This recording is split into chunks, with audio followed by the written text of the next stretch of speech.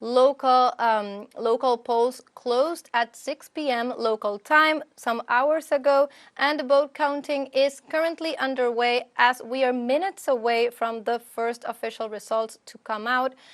While we do this, let's remember and recall some key factors that are involved in this 2023 elections. Why are they so key? We just went over them, some of them, with Tobias Belgrano. We will continue to deepen our analysis with future guests. And while we do it, let's recall what are the key factors that impact Argentina's social and political life and that play a key role in this election. One of the first things that we need to remember now that we are talking about the economic and political context in Argentina is the economic crisis that the country is going through. Argentina is currently undergoing one of its most critical situations in terms of the economy. Inflation has been a very common phenomenon in the country's recent history, but this year it has spiraled. It hasn't been able to reach a ceiling, and the last reading, official reading, states that the inflation is stuck at an annualized rate of 138.3%. During the past years, and particularly since the administration of Mauricio Macri, there has been a decline in real income, which has mainly affected the working class. This situation exacerbated by the impact of the pandemic, the international commodity prices of soybean and wheat, which are Argentina's mainly exported products, together with the energy crisis that the country has undergone during the last years. This have made the country not to reverse this fall of real wages for the working class during the administration of Alberto Fernandez. So the economic crisis, the inflation, and the fall of real wages is one of the things that is really thriving in this political scenario. So it is one of the things to keep in mind. Some political analysts have pointed to this economic situation and this social crisis as a way to understand why the political space of liberty advances, being this the first presidential election in which the coalition is running, has had such a major role in the primaries. And of course, the country and the region is looking at Argentina tonight to understand and to see if, as we were talking with Tobias Belgrano minutes ago, if that trend continues to be checked, actually. And now it's the turn of receiving our second guest. Pablo Malizzia is going to join us. He's a journalist and social communicator. We'll see if we have contact with him. Welcome, Pablo. Thank you. Nice to be here. Well, welcome to Latin American Votes. It's a pleasure to have you here. We are waiting for the first official results in Argentina. Tell us, how have you lived this election day? What are your first impressions? What are you perceiving as a social mood in Argentina? Well, I was listening to your opening lines, and I agree with everything you said. This is a very unusual election in Argentina. And first of all, I must be honest and say that if the world thinks that this has been a free election in Argentina, it has not. Because we have to remember that the main candidate was banned. I'm talking about Cristina Fernandez de Kirchner, who was not allowed to be a part in this election due to what the lawfare did to her during the last years, through invented accusations and the working in as a team between the main mass media, private mass media in Argentina, and some judges as a part of the judicial power. So they found a way to legally take her out of the equation. So this was a very not normal election in Argentina to start with. Now, well, it is a very difficult moment right now. I was listening to your thoughts about how can we read the fact that Milei got so many votes in the primary election, and I think that there is a factor that is not taken in mind, and it's not well remembered when analyzers think about this situation, is that Sergio Massa is, let's say, the candidate that proposes to protect the rights of the workers and all of the social protection that Argentinian workers we have due to our laws. But there is a fact that there is a number of people, of poor people, that they have never in their lives felt the protection of the state. I mean, people who have been working illegally, out of the law, without any of the social security, health care, and retirement. So they never actually knew about all those rights that they should have as workers. So they finally said, okay, but if everything blows, I won't lose anything, because I already have nothing.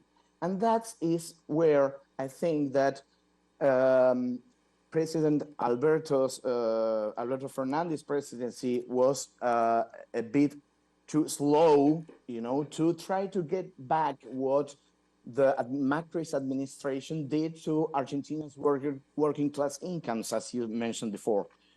I mean, of course, we have the pandemic, the war in Ukraine, and it didn't rain in Argentina, so everything got more difficult for the government. But the people with a certain amount of truth, they say, well, but this was a government that was supposed to be protecting our rights and our incomes, and they actually didn't. Okay, we can say that the IMF and their policies and the truth that the international debt with the IMF and the private is, of course, there's no way that we can pay that in these terms. So Argentine economy is bad. And I think that the primary election was a call of attention to the government. There was a number of people that were actually voters, historically voters for the Peronist party, that they were so angry that they wanted to say a message to the government. Hey, here we are. Pay attention. We need attention. We are not doing well. We need your assistance. Here we are. And so the government actually, Sergio Massa himself, being the Ministry of Economics, took a number of measures that helped those people that were angry to slowly return in this election. It seems that Sergio Massa has improved his performance in this election, but the big question now is what is going to happen with the voters that in this election voted for Patricia Bullrich. Because if eventually it is, as it looks like, that it's going to be a second ballotage election is in the future between Sergio Massa and Javier Milei, what are the Patricia Bullrich voters going to do? Because her voters, Juntos por el Cambio, the former President Macri's party, represents, let's say, the Argentinian traditional right wing, let's say, related to local oligarchy, landowners, industrials, Argentinian corporations and banks, but let's say right wing, but Argentinian, you know. But Javier Milei, he is an outsider that everybody says here, and I think, and I agree with that, that the people that are backing up Javier Milei is none less than Paul Singer himself, BlackRock, and other international fund investments. So the big question is, what is going to do the national Argentinian oligarchy to do if are they going to vote for Milei? They agree with his ideas, but they don't like someone from abroad to come here and teach me how to run my little country. That's how the oligarchy thinks. They think they own everything. So perhaps we will have surprises in the ballotage. All the possibilities are opened, and I think that the main topic for Massa to pay attention on for the next election, if eventually it is a ballotage between himself and Javier Milei, I think it's the cultural battle. I think that Sergio Massa needs to explain better, especially to the poor people, that for them to vote a candidate of ultra right wing would be almost suicidal. So I think that those are, in my humble opinion, the topics so far. We are still waiting for the official numbers. That is very interesting. We are talking, I recall to our viewers, we're talking with Pablo Malizzia. Am I pronouncing that right? Malizzia, there you go. Journalist and social communicator. And I would like to expand on one of the things you were just saying. I find really interesting and also agree on that idea that this vote that goes to the extreme right and that comes from, in some cases, but a majority, according to different political analysis, come from the most popular sectors, the lower income classes. This idea that perhaps it goes against a more traditional and linear idea that we know does not correspond one-to-one, not in Argentina and not in the recent history of the region as well. This idea that the working class should or is more likely to vote left-leaning than right-leaning, and the vote to Milei is proving, or maybe it's proof that the structure of the working class in Argentina is changing. It's not the same as it was in the 20th century. It's not the same working class that was a majority during the first Peronism, for example. It has gone through a lot of changes, a lot of crises after the neoliberal 90s, after the 2001 crisis. And you were saying there's a lot of working class, what we would say working class, that have no rights protected, or that they don't have the experience of being protected by the state. They feel maybe outcast or left alone in society. That's exactly. So what do you think are the key issues, the key elements? How should if we could think about it this way, how should the Peronist coalition, or even the left, I don't know, again, try to win that vote back? What are they missing? What are the key elements that you think that should be addressed? You were saying before they need to give a renewed cultural battle. They need to explain again what are the effects of the neoliberal or the ultra-liberal proposals of Javier Milei. What do you think the Peronist coalition is missing that's not regaining those votes? I think that, in my humble opinion,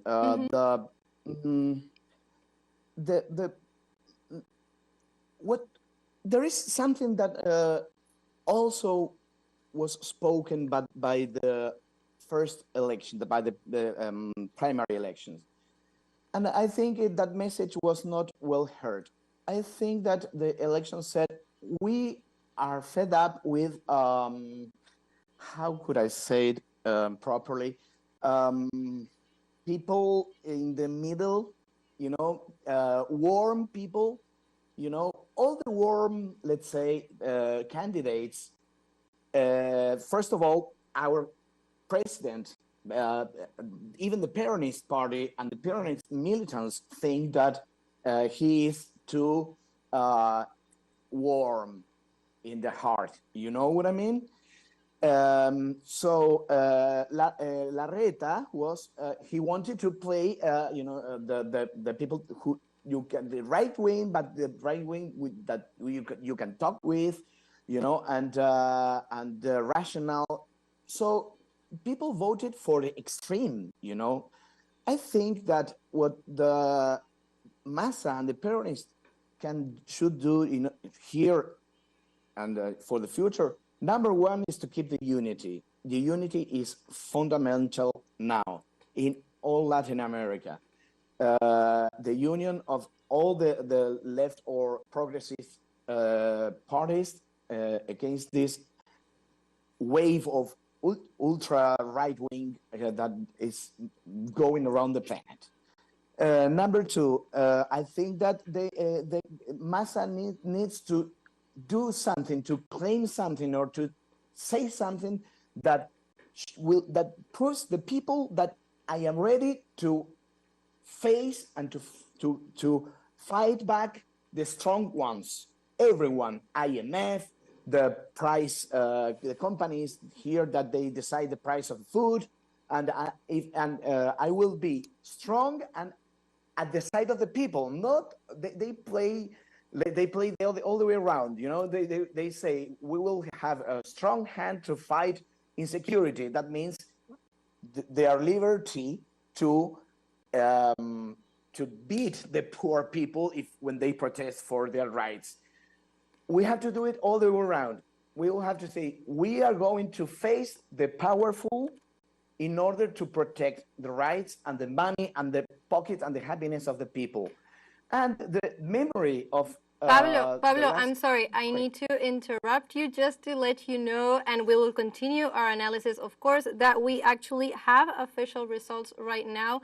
Apparently, we have 76, barely above 76% of the votes counted. And we see Sergio Massa from the ruling coalition at 35.51%, followed by Milei at 30.31%, and Bullrich in the third place at 23.61%. This is just minutes away. The votes are, of course, being updated minute to minute, so we may have always variations of decimals, but of course that seems to be the trend. The trend is confirming. 75% of total votes are already counted. Yes, 35.29. So we have 5 points difference from Massa going first, 35 to 30. Well, that is a very important news. That's a very important piece of news. It's very important because it's a good difference for Massa to start a new and strong campaign from now on. I think that the Argentinian people is waiting for someone to lead clearly, to lead us to tell us clearly what he's going to do, and to tell us that he is going to be on the side of the people against the powerful ones who are willing to keep our salaries. If he does that, I think that he will be the next president of Argentina. I want to keep something in mind, what I was telling you about Patricia Bullrich's voters, because as I was telling you, her coalition is mainly formed by the radicals. We call the union, Radical Civical Union.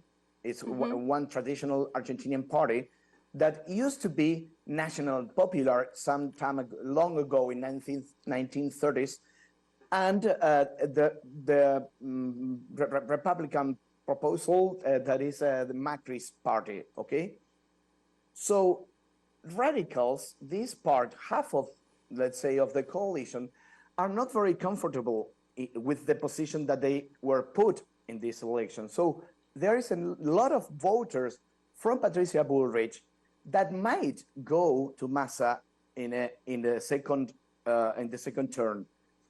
At the same time, the hardest part of the rightist part of her party can go easily to Milei.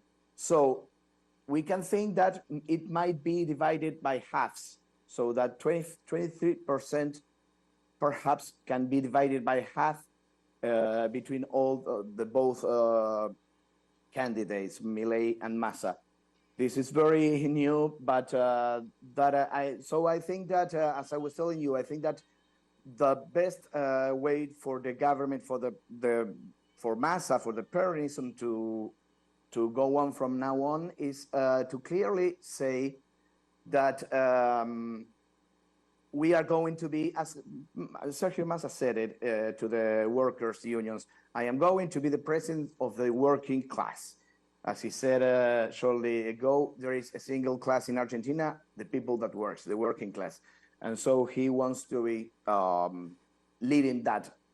Let's see. Let's recall exactly. So this is the moment where a lot of speculation is opening up as we have the first results, official results, and we can finally start thinking about what is this electoral day tonight going to bring us, and if we are going to a second round on November 19th. Apparently, if we take into account this first results that have already a very high vote count, the electoral authorities in Argentina had already said that they would start giving the results with a high percentage of votes counted to detract the speculation. We know that many nights, if we have first results with very few votes counted in the country, that leads to a lot of different speculation. It has happened in Argentina before.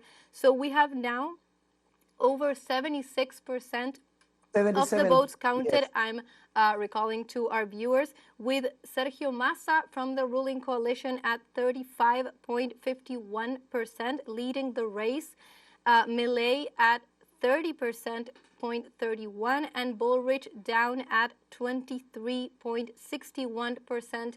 This also shows that participation has increased. This was one of the things that a lot of political analysts were speculating, the idea that we would have a higher participation level. And yes, also, and actually it happened too. Continue, please. No, it actually happened.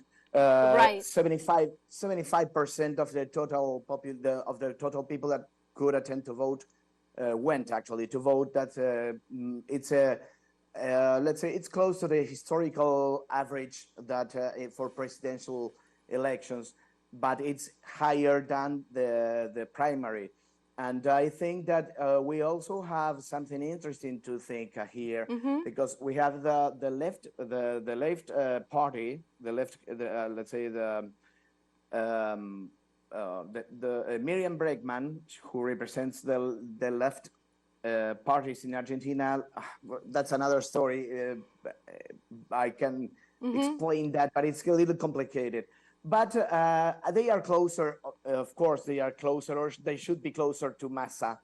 And they got almost 3 points, 3 extra points that I think that eventually they will go, it's more possible that they go to Massa, especially if it is against Milei. But I cannot assure that, because it's a kind of a very erratic way of acting of the traditional left parties in Argentina. You never know what they can do eventually, but I think that the voters feel closer. They recognize that this is not a, let's say, a right-wing government at all. But I think that something that that all the other countries in Latin America can take out of this election in Argentina as a lesson valid for everyone is that let's say what we call here the national and popular movements, or let's say the progressism here in our countries. Well, unity is fundamental. Nothing can be done separated in pieces, because the right wing works as one internationally. We can see it very clearly in Argentina, and we need to stand in our identity. Don't try. Let's say the progressive parties should never forget their identity, their origin, and perhaps we should try to be less alike the others and more like ourselves. I mean that the way that the Peronism can surely win the next ballotage if the government does more Peronism. Doing Peronism and not nothing else but Peronism, the government can go through this election and retain the government for the next term. There is a very good election in province of Buenos Aires as well. You know, this is the main district in Argentina, almost 11 million voters. That is something close to the 40% of the total voters live in the province of Buenos Aires.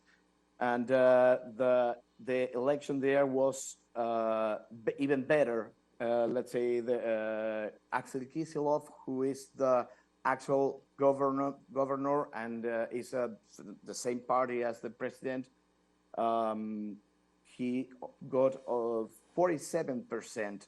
Even more, he got more votes as a governor than the votes than well, we should see the little numbers there, but it was a very, very, very good election that brings a lot of votes to the national election, you know.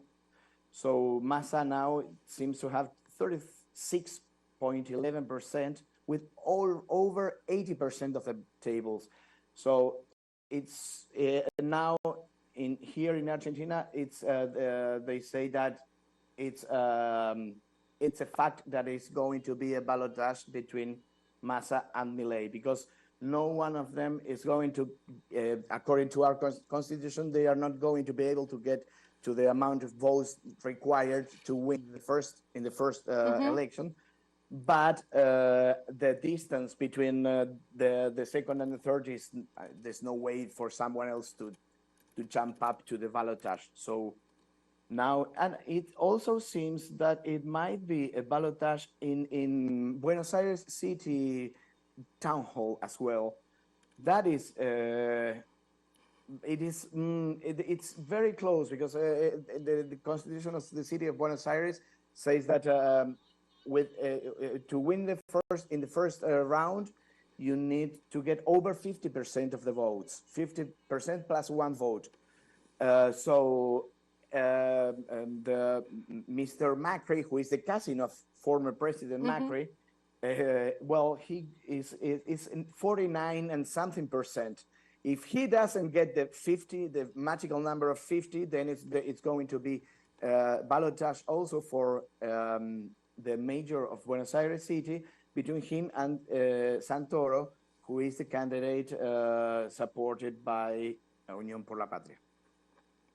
Excellent. Of course, with a little bit more time, we will be able to maybe after tonight read all of this. You were saying the little numbers, no? Get a closer look, district by district, who raised their votes, who lost votes.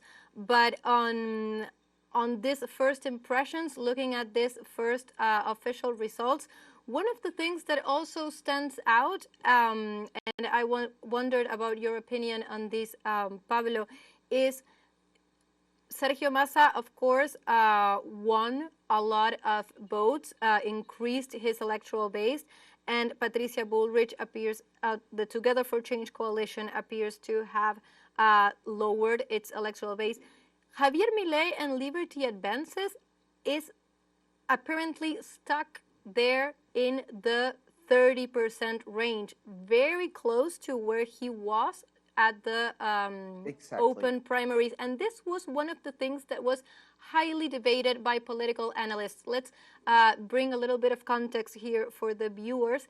As Javier Milei is a new person, and this coalition is a new coalition to presidential politics. And even though they participated, or similar space participated in the legislatives of 2021, the important step was in this open primaries of August, and the shocking almost 30% of the votes really took analysts by surprise.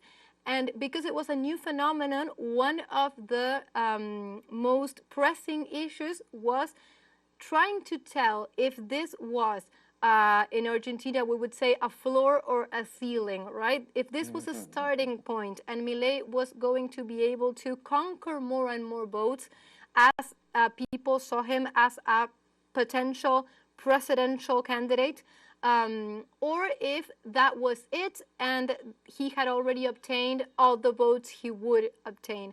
And of course, we cannot speak for an eventual runoff, but at least these results are suggestive in that way, right? Yes, I agree with you. It looks like it was not the roof, it was the floor. Or the way around. It was The not the other way roof, around, it it was was the the roof. ceiling. Yeah, right. Yes, actually, sorry, my mic fell. Actually, Christina Kirchner said that not long ago. She said that this was going to be an election divided by thirds, that it was accurate, and that she mentioned that she said that it's not as important what is your roof, but what is your floor.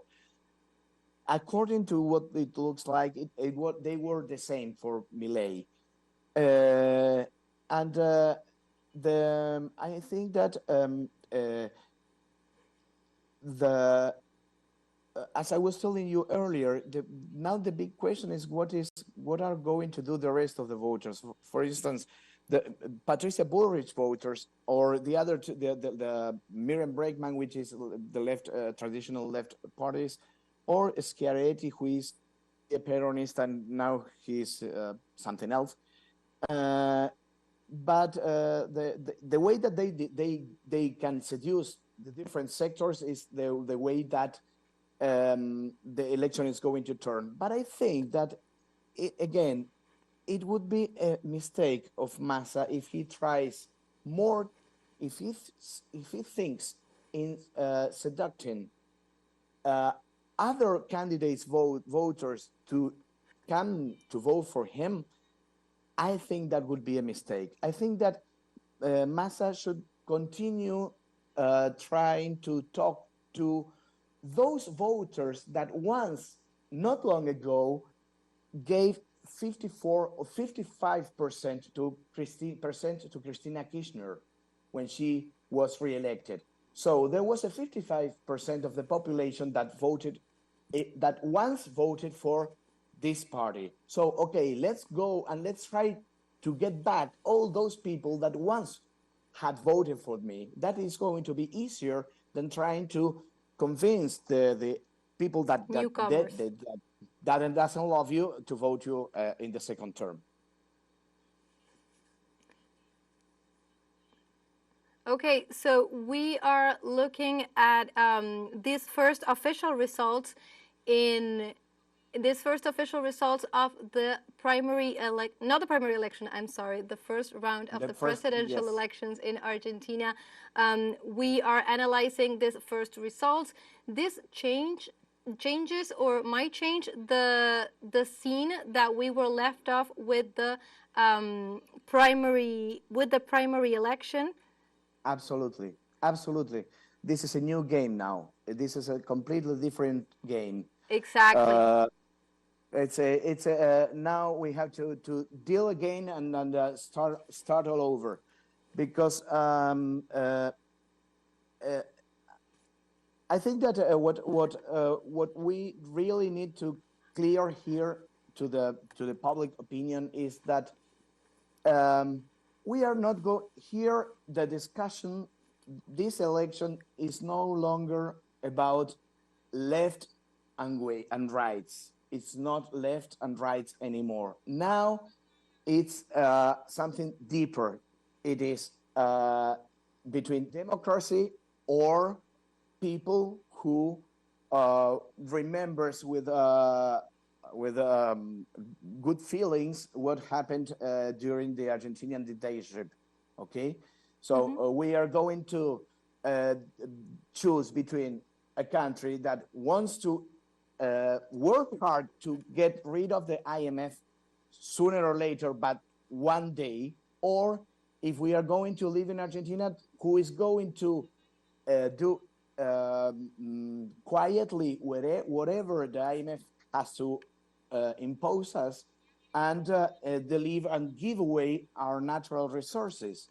And Pablo, to I whom? will I will Yeah, take just a few minutes to do a rerun of these numbers for our viewers as we are seeing an of update in course. the results. But we will be back with you to continue this analysis just in a few minutes while we get back to Pablo Malizzia, journalist and social communicator.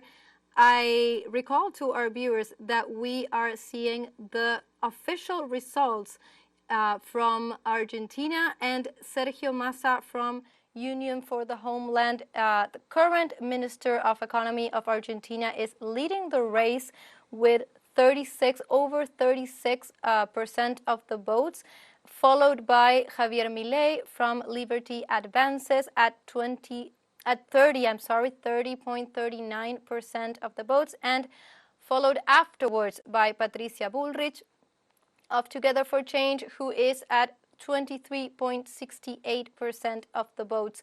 This changes the scenario.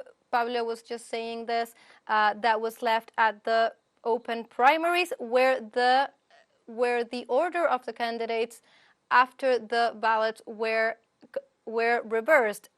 Let's recall that in the open primaries, Javier Milei had ended the race in first place, although it was a technical tie, or at least the three main forces were very, very close together, with Milei leading the race, Patricia Bullrich afterwards, and Sergio Massa a close third. Now we have a different scenario, and let's recall and get back to our viewers on what this means for tonight. According to Argentine law, this is the first round of the presidential election, and the only way in which a candidate can win in the first round of the election is by surpassing 45% of the valid affirmative votes. That is, without counting the null or blank votes. As with the numbers that we see on screen, none of the candidates would surpass the 45% mark, and the other option is for a candidate to surpass the 40% mark, but with a 10-point difference with the second candidate. Nor the 10-point difference, nor the passing of the 45% mark is now being followed. So we would be heading to a runoff on November 19, and if these numbers are maintained, this runoff would be between Sergio Massa from Union for the Homeland and Javier Milei from Liberty Advances. We would have the Peronist center-left candidate Sergio Massa, current Minister of Economy, facing Javier Milei from the ultra-liberal right-wing Liberty Advances. Of course, there's going to be also, let's remind our viewers, a new debate between the two candidates that will head to the runoff in November 19. And they will face each other at that point. And of course, there's a lot of analysis left to do in the coming weeks. To see what is the possibility of how will the votes align. One key element that is left unanswered and that will occupy the time of political analysts in the coming weeks is who will be able to collect the votes of the forces that are left outside the run, right? What will happen? This is something that we addressed minutes ago with both of our guests so far in Latin American Votes regarding who will be able to capture the votes of, in this case, Together for Change. What would happen to that coalition? A first impression analysis would maybe position those voters closer to Javier Milei, but also Javier Milei has had a lot of questioning regarding his very extremist and outrageous positions regarding, for example, his bid to dollarize, to burn down the central bank. He's continuously accusing everyone who doesn't follow his same line of thought as being a political enemy very aggressively. So that may also deter the voters of Together for Change, at least some part, from voting for him. So that is the big question right now. So Pablo, we have you back. We did an overview of what the results we have now entail. What does this mean facing the runoff in November? So what do you think? What is your opinion on this new scene that opens up? If we are heading to a runoff between Sergio Massa and Javier Milei, what are the possibilities that you see? What do you think will happen to the Together for Change vote? What do you think will happen to the other, to the votes that went to the other coalitions, and also to the possibility of further increasing the participation, the possibility of reducing the blank vote, for example? How do you see future runoff? I think that with this new scenario and looking at the, as you said, the votes that of all of the other parties that are left on the way here, I think that it is very important that the difference that Massa got in this election. Because if he starts now with a floor of 35%, okay, that means that if Milei got 30%, okay, it means that even if all the other voters go divided equally for both, let's say that it goes half and half, okay? Mm-hmm. Well, in that scenario, the leading 5 points that Massa has as an average will be the big difference. And even if you can think that you can add to that, let's say, we can trust that the left traditional parties in this situation might vote him for president in the only even if it is only to avoid Milei from being president. So that would be something like 8 points. Doing a quick math. Now the point is that